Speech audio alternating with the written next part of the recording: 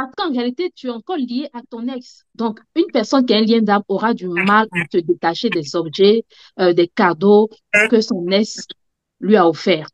Amen. Une personne qui a un lien d'âme aura tendance à comparer son ex à son chéri actuel ou à sa chérie actuelle. Parfois, dans les causeries, ah non, mais Marco, lui, n'était pas comme ça, hein. Marco, avec Marco, lui, il aurait porté mon sac à main. Lui aussi. Oh, mais si c'était Marie, Marie, elle m'aurait fait tous les jours à manger, elle m'aurait envoyé des cadeaux chaque fin de mois. Tu auras tendance à comparer ton ex à celui avec qui tu es présentement. Donc, tu regardes dans ta vie, si tu vois que tu as tendance à comparer ton ex, tu compares ton chéri actuel à un ex qui date de 1900, Chloé, je ne sais quoi, c'est parce que tu as ce lien d'âme. C'est parce que l'autre, ton conjoint, a un lien d'âme. C'est pourquoi il a tendance à dire à ses amis, ah non, mais Chantal, elle n'était pas comme ça, hein. Chantal, elle faisait... En tout cas, du moment où tu vois ton chéri te comparer à ton ex, tu entends dans les coulisses qu'il raconte d'ailleurs que son ex était comme ça, sache que ton chéri a un lien d'âme. Amen. Une personne qui est liée à son ex aura tendance à épier son ex sur les réseaux sociaux. Mm. Voilà. Regarde dans ta vie, est-ce que tu n'es pas tous les jours, peut-être que tu n'es même plus ami avec ce chéri, mais il t'arrive d'aller sur Facebook, tu écris son nom, après tu supprimes, tu fais de J'ai même regarder des la photos photo. pour regarder. Oui, oui, tu vas regarder. Ah oui, aujourd'hui il est dans un bateau. Ok, après tu supprimes dans la barre de recherche. Mais c'est parce que tu es encore lié à lui que tu as envie d'aller regarder. Parfois, Satan va essayer de te consoler, te disant, non, mais c'est vrai, vous n'êtes plus ensemble, mais c'est une personne que tu as bien envie d'aider. Mais non, tu n'as pas envie de l'aider, hein. C'est parce que tu es lié à lui. Et le fait de Oui. te cacher, aller les piller, ou prendre de faux comptes, aller les piller, envoyer des messages, c'est parce que tu es lié à lui. Donc, regarde même à ton chéri, à ta chérie actuelle. Si tu vois qu'il a tendance aussi à aller fouiller sur les réseaux, rechercher son ex, c'est parce qu'il a un lien d'âme. Amen. Voilà. Et puis aussi, tu poses beaucoup de questions. Amen. Une personne qui a un lien d'âme, elle va beaucoup poser des questions. Elle rencontre un ami de son ex. Ah, ça va? D'accord, il va bien. Parfois, on ne parle même pas de l'ex, mais tu vas faire exprès. Ah oui, c'est vrai, tu te rappelles, la dernière fois qu'on était dans l'endroit, là, on était au restaurant. Oui, même Jacob, il était comme ça, hein. Même ton ami. En fait, tu vas tout faire pour rajouter le nom de l'ex dans les discussions. Tu vas poser des questions, tu es curieuse, qu'est-ce qui devient, est-ce qu'il est heureux dans sa relation actuelle? Ce n'est pas ton problème, tu n'es plus avec le gars, c'est fini, tu n'as pas besoin de poser des questions, qu'est-ce qui devient, qu'est-ce qu'il fait. Donc, si tu le fais présentement, c'est parce que tu as un lien d'âme. C'est comme ça qu'on peut reconnaître une personne facilement qui a un lien d'âme. Tu as une copine avec qui tu parles et cette copine, à chaque fois, elle te parle de son ex. Elle fait en mode, oh non, mais tu sais, la dernière fois, j'étais dans le restaurant là, et je me rappelle ce restaurant-là. Jacob m'avait invité une fois là-bas. Oh, sache que c'est parce que tu as un lien d'âme. Ta copine a un lien d'âme. Donc, elle a le courage de lui dire, ah, ma chérie, tu es encore liée à ton ex. Faut que tu fasses les prières de combat. Faut que tu te brides, tu te délies de lui. Amen. OK. Quand vous avez un lien d'âme, vous trouverez tous les prétextes. Parfois, peut-être ton ex, il habite dans une autre ville, mais tu vas trouver un prétexte de te retrouver dans sa ville, trouver un prétexte de marcher dans le quartier où il habitait, juste pour le rencontrer, ou juste pour rencontrer l'un de ses proches pour te consoler. Ça, c'est parce que tu as un lien d'âme. Amen. Amen. Voilà, j'espère qu'on a compris un peu tout ce qui concerne les liens d'âme. Est-ce que quelqu'un a une question? Sinon, s'il n'y a pas de question concernant la compréhension des liens d'âme, on va passer au témoignage. Ça Moi, je passe vite voulais au ajouter niveau quelque d'Internet. chose. Oui, vas-y, ma soeur. Il y a les liens d'âme aussi. Quand tu gardes les photos. Bah oui, c'est de ça que j'ai parlé tout à l'heure, Mm. les objets, quand tu gardes les photos, faut Ou supprimer les liens quand tu n'es plus. Oui, partis. tu as du mal à te détacher d'une photo où tu étais avec ton ex, tu trouves que la photo, elle est trop belle. Bon, moi, ce que j'ai eu à faire un temps, je me trouvais tellement belle sur une photo où j'étais avec mon ex, j'ai coupé la photo. Mais quand, ne riez pas. En fait, sur mon téléphone, j'ai rogné la photo pour qu'on me voie seulement, mais pas lui.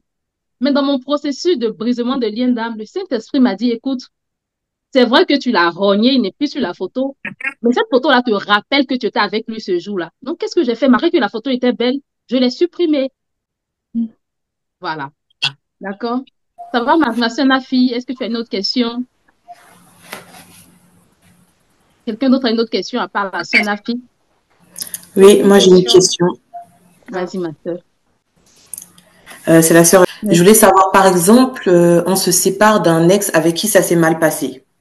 Et Mhm, par exemple, la personne nous a blessés et on est en colère contre elle et on mhm, lui en veut, on n'arrive pas à lui pardonner.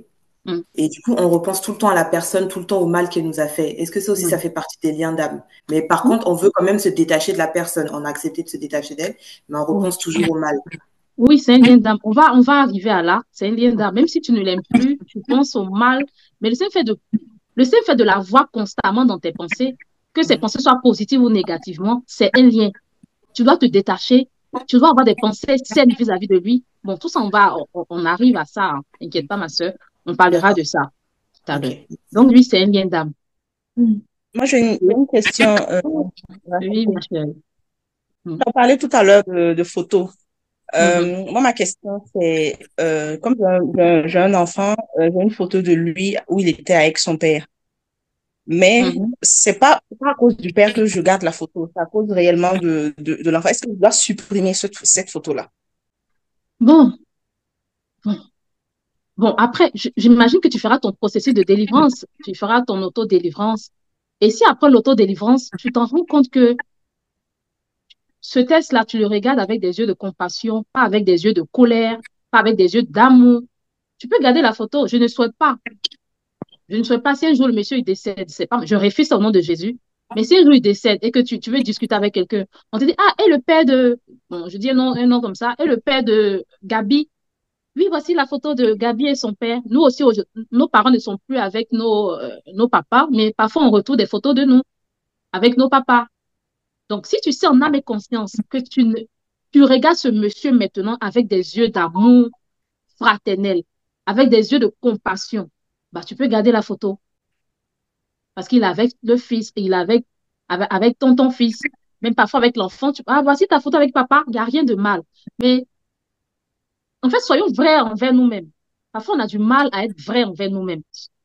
Si tu sais que tu l'aimes encore, mais ce monsieur, tu as encore un peu d'amour vis-à-vis de lui, retire la photo, ma soeur.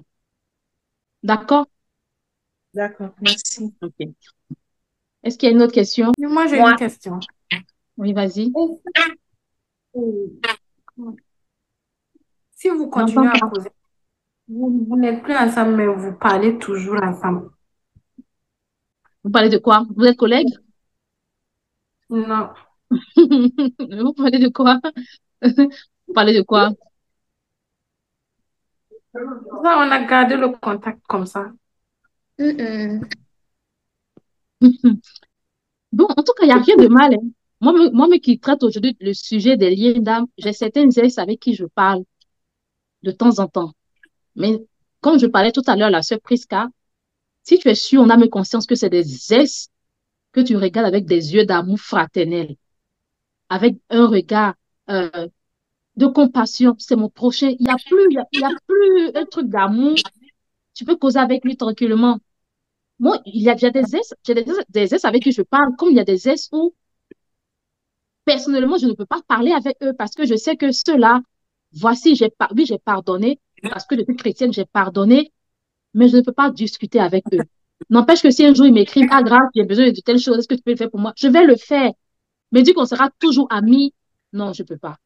Même la Bible dit, si ton œil est pour toi une occasion de chute, vas-y, retire ton œil. Pourquoi Dieu a pris l'exemple de l'œil alors que c'est l'œil qui est clair? Sans l'œil, on est paralysé. Mais pourquoi Dieu a pris? Dieu aurait pu prendre l'exemple, je ne sais pas, euh, des cheveux. Peut-être il peut dire, tiens, une partie de tes cheveux, parce qu'il y a des perruques, c'est qu'on on pourra compenser. Mais on ne peut pas compenser l'œil. Une personne qui n'a pas d'œil, on ne peut pas. Les blancs font tout pour trouver, ils trouvent des astuces, mais on ne peut pas remplacer l'œil. Et si Dieu a pris l'exemple de l'œil, c'est parce qu'il sait que c'est vraiment important. Il dit, si ton œil est pour toi une occasion de chute, vas-y, retire ton œil, marche aveugle. D'accord, ma soeur? Donc, D'accord. ton La, ex, tu la sais que c'est question un aussi ex. qu'il faut lui poser, il faut aussi Oui, lui poser la question, si jamais mhm. elle se mettait en couple avec quelqu'un et que la personne lui interdisait de parler avec cette personne, est-ce qu'elle aurait la facilité à le faire? Très bonne question, ma sœur. Très bonne question. Donc, la question t'est posée. Si aujourd'hui, bon, j'imagine que tu es en couple et ton chéri te dit, je ne veux plus que tu parles avec ce texte-là. Et tu lui dis, mais il n'y a rien de mal, c'est juste un ex. On- nous sommes juste amis. Comment tu vas te sentir? En toute sincérité, comment tu vas te sentir? Tu te dis, je ne veux plus que Frustrée. tu parles avec ce texte. Je vais être un peu frustrée parce que je vais me dire, s'il n'y a rien entre nous, pourquoi on ne peut pas? Ouais. Cette frustration, c'est le signe que tu es encore lié à lui. Mm. C'est le signe parce que tu es dans une nouvelle relation, tu aimes ton chéri, tu veux bâtir quelque chose avec lui. Donc, s'il te dit, je ne veux plus que tu parles avec ce texte, tu ne parles plus avec lui. Et tu ne dois pas être frustré si, tu ne dois pas être frustré, mais cette frustration, c'est le signe que tu es encore lié à ton ex. Vu, vous ne parlez pas d'amour, vous ne parlez pas de choses louches, mais tu es encore lié à lui spirituellement. Mm. D'accord, Nafi? Oui, oui. Donc, voilà.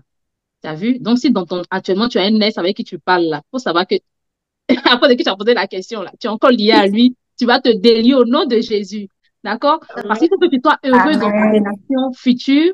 Il faut que tu Amen. sois une femme heureuse. On balaie tout. Toutes les petites choses.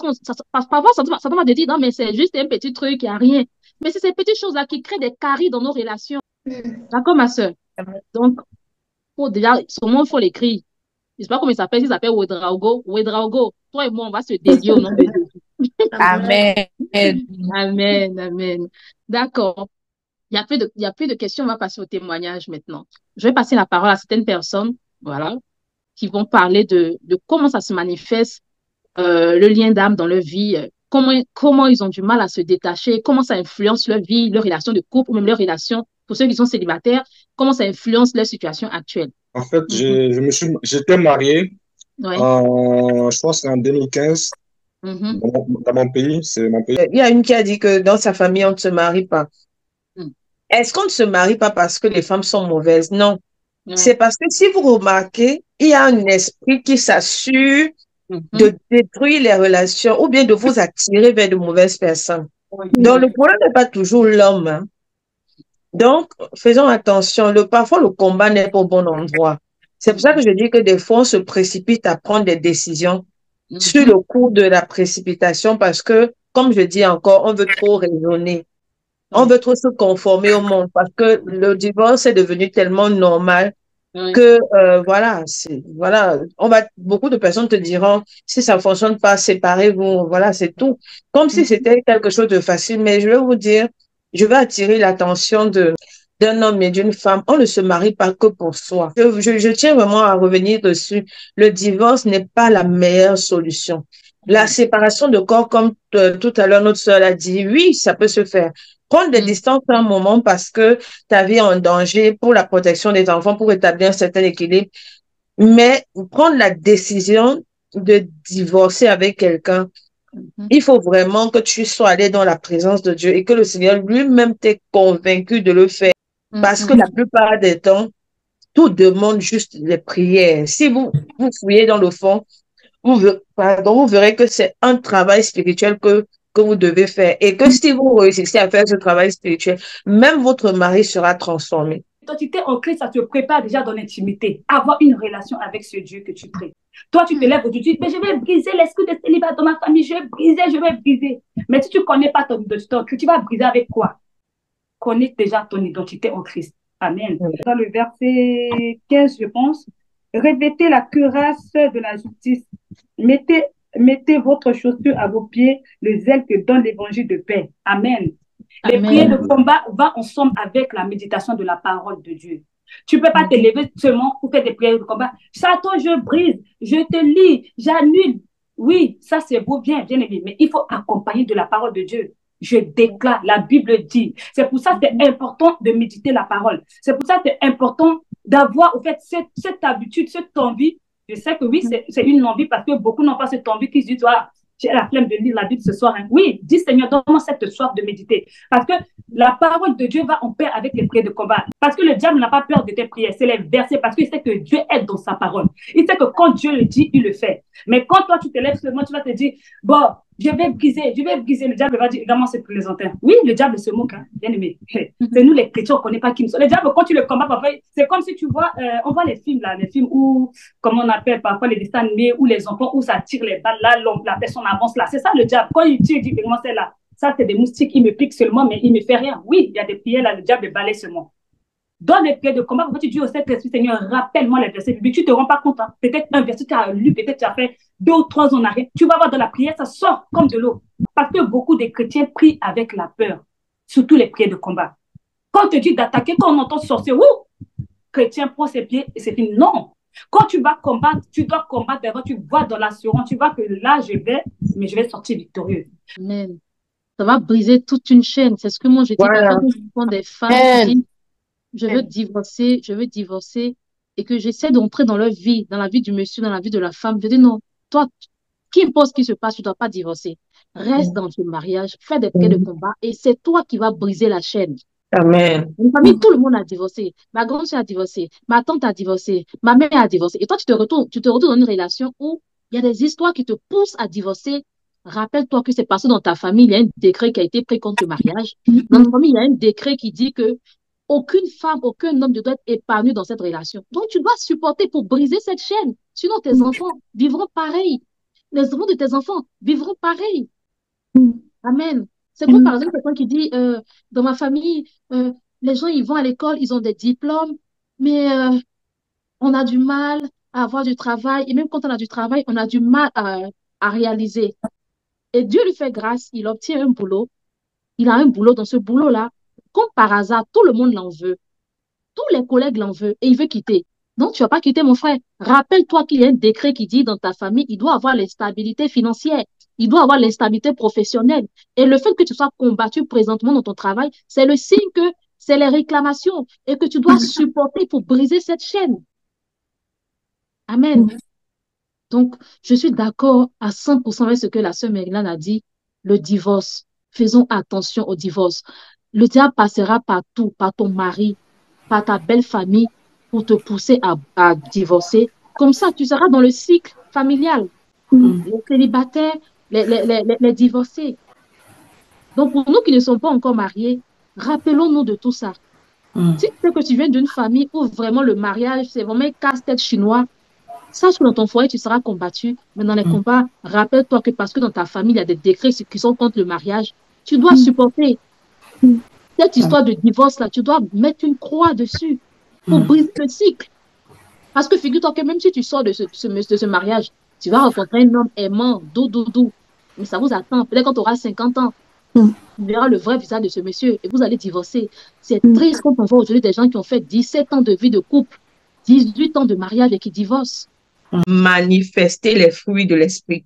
Et les fruits de l'esprit, c'est quoi? Comme la sœur a dit, c'est la tempérance, c'est le pardon, c'est la bénignité, c'est l'amour, c'est toutes ces choses-là. Ces choses-là, de nous-mêmes, nous ne sommes pas capables de les manifester.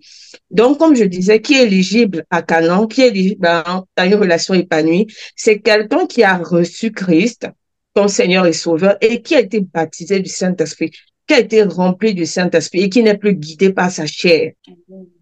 Qui n'est plus guidé par sa chair. Alors, dans la dernière partie, je montrais comment prier de façon pratique, comment se délier de son ex. J'ai fait plusieurs exemples, mais malheureusement, notre sœur qui enregistrait, elle était tellement concentrée que elle n'a pas pu enregistrer cette partie. Je suis désolée. J'aurais bien voulu vous mettre quelques bouts, comme les autres parties. Je suis désolée. Donc, vous qui voulez, prenez le livre et dans le livre, il y a les exemples de prière. Je montre tout. Et si vous avez besoin de me voir de façon pratique en train de faire des prières de combat, vous allez sur mes réseaux, vous verrez plusieurs exemples où vous m'écrivez tout simplement et je vous montrerai comment faire des prières de combat de façon pratique. D'accord? Que le Seigneur vous bénisse. Le livre est disponible partout. En Europe, en Amérique, sur Amazon. Si vous êtes dans les autres pays d'Afrique, le livre est disponible en format PDF. Tout le temps, les gens ils prennent des formats PDF. Pour l'instant, il est disponible à la librairie en Côte d'Ivoire et au Burkina. Le reste, c'est en format PDF. Soyez bénis. J'oubliais, n'hésitez pas à envoyer cette vidéo à toute personne que vous savez captive des liens d'âme. Soyez bénis et likez et partagez. Je vous laisse quelques avis. Lisez.